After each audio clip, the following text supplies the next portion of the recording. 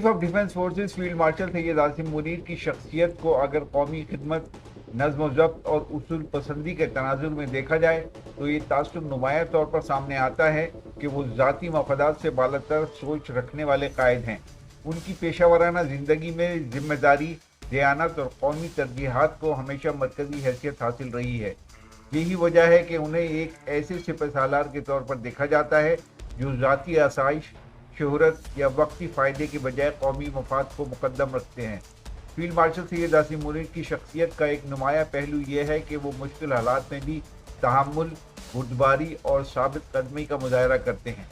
ऐसे मौक़ों पर जब ज़ाती फ़ायदे या वक्ती मकबूलियत के लिए आसान रास्ते इख्तियार किए जा सकते हों, वो उसूली मौक़िफ़ और कौमी वक़ार के रास्ते को तरजीह देते हैं। ये वस्फ़ हर बड़े रहनुमा में नहीं होता, क्योंकि हकीकी क़यादत वही होती है जो ज़ाती मफादात से बालातर होकर इज्तिमाई भलाई के लिए फ़ैसले करे। उनकी शख्सियत में सादगी और संजीदगी भी नुमाया समझी जाती है। वो नुमाइशी तर्ज ज़िंदगी के बजाय काम, नज़्म व नस्क और ज़िम्मेदारी को अहमियत देते हैं। ऐसे अफराद इदारों को मजबूत बनाते हैं क्योंकि उनकी तवज्जो शख्सियत परस्ती के बजाय कारकर्दगी पर होती है।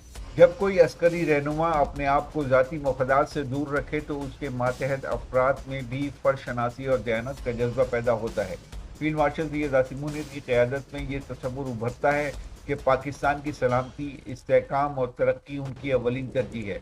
वो कौमी इदारों की मजबूती, दाखिली अमन और बैरूनी चैलेंजेस के मुकाबले के लिए संजीदा और दूर अंदेश हिकमत अमली के हामी हैं।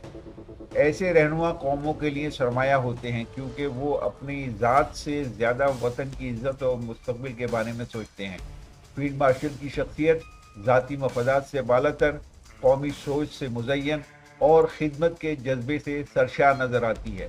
यही औसाफ इन्हें एक बावकार और ज़िम्मेदार अस्करी कायद के तौर पर मुमताज़ बनाते हैं।